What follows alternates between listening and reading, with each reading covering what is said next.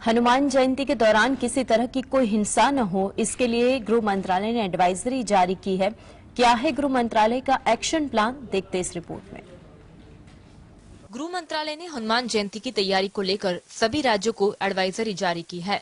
इसके तहत राज्य सरकारों को कानून व्यवस्था बनाए रखने, त्योहारों का शांतिपूर्ण पालन करने और समाज में सांप्रदायिक सद्भाव को बिगड़ने वाले किसी भी कारक की निगरानी सुनिश्चित करने के लिए कहा था। हनुमान जयंती 6 अप्रैल को मनाई जाएगी। दरअसल रामनवमी पर बिहार और पश्चिम बंगाल के कई जिलों में हिंसा के बाद से केंद्र सरकार पहले से ही अलर्ट मोड पर है। इसलिए पहले ही सभी राज्यों को त्योहार के दौरान कड़ी निगरानी के निर्देश दे दिए गए हैं। इस बार केंद्र किसी भी तरह की चूक बर्दाश्त नहीं करेगी। रामनवमी पर शुरू हुई सांप्रदायिक हिंसा अब तक थमने का नाम नहीं ले रही है। इसका सबसे ज्यादा असर पश्चिम बंगाल के हुगली में देखने को मिला। अब भी पश्चिम बंगाल और बिहार के शहरों में हिंसा की आग रह रह कर दोबारा भड़क रही है। Bureau report, GSTV। महंगे होम लोन की मार झेल रहे लोगों को राहत मिली है। रेपो रेट में बढ़ोतरी नहीं किए जाने के बाद अब बैंक कर्ज की ब्याज दर को नहीं बढ़ाएगी, यानी आप पर कर्ज का बोझ अब नहीं बढ़ेगा। देखते इस खास रिपोर्ट में। रिजर्व बैंक ऑफ इंडिया की मौद्रिक नीति समिति की 3 दिन की बैठक बाद गवर्नर शक्तिकांत दास ने रेपो रेट बरकरार रखने की घोषणा की। रिजर्व बैंक ने राहत देते हुए रेपो रेट में कोई बदलाव नहीं किया है। आरबीआई ने कहा कि सर्वसम्मति से रेपो रेट को बरकरार रखा गया है, यानी रेपो रेट 6.5% पर बरकरार है। लगातार 6 बार बढ़ने के बाद 7वीं बार रेपो रेट न बढ़कर आरबीआई ने राहत दी है।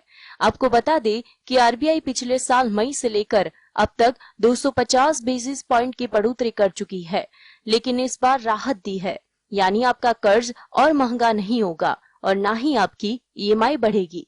रिजर्व बैंक ऑफ इंडिया ने इस फैसले से महंगे होम लोन की मार झेल रहे लोगों को राहत मिली है। रेपो रेट में बढ़ोतरी नहीं किए जाने के बाद अब बैंक कर्ज की ब्याज दर को नहीं बढ़ाएंगे। रेपो रेट को पुरानी दर पर ही बरकरार रखा जाएगा। Bureau report, GSTV। Bharatiya Janata party आज अपना 44वां स्थापना दिन मना रही है। भारतीय जनता पार्टी का इतिहास भारतीय जनसंघ से जुड़ा है। 21 अक्टूबर 1951 के दिल्ली में जनसंघ की स्थापना हुई थी, जबकि बीजेपी का गठन 6 अप्रैल 1980 को हुआ था। बीजेपी अपना जब स्थापना दिन मना रही, इस मौके पर प्रधानमंत्री मोदी ने कार्यकर्ताओं को संबोधित किया और क्या महत्वपूर्ण बात कही, देखते इस रिपोर्ट में। भारतीय जनता पार्टी आज अपना 44वां स्थापना दिन मना रही है। पार्टी की स्थापना 6 अप्रैल 1980 को हुई थी। स्थापना दिन के मौके पर बीजेपी के राष्ट्रीय अध्यक्ष जेपी नड्डा ने दिल्ली में पार्टी मुख्यालय पर झंडा फहराया। इसके बाद प्रधानमंत्री नरेंद्र मोदी ने वर्चुअली देश भर में बीजेपी के कार्यकर्ताओं को संबोधित किया। इस दौरान पीएम मोदी ने कहा कि बीजेपी के लिए राष्ट्र सर्वोपरि है।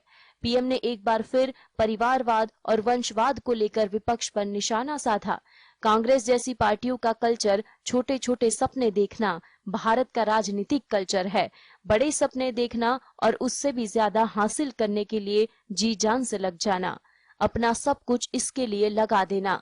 कांग्रेस और उसके जैसी पार्टियों का कल्चर महिलाओं से जुड़ी समस्याओं को ध्यान में रखना नहीं है।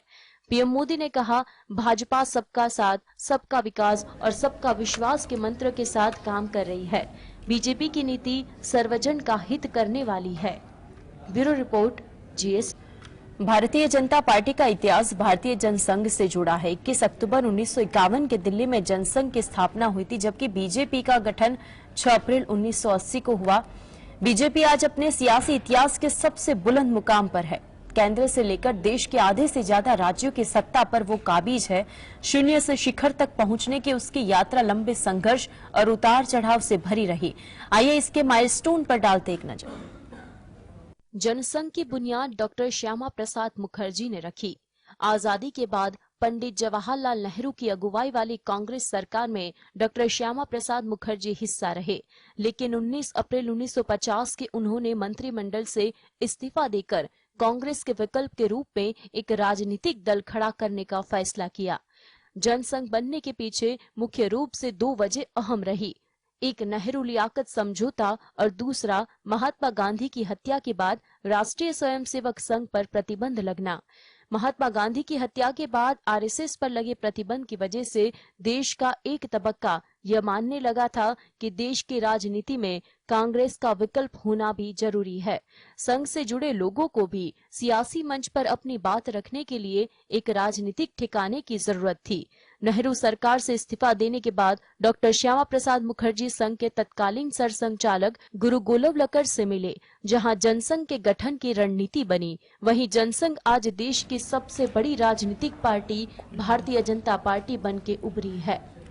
Bureau report, GSTV।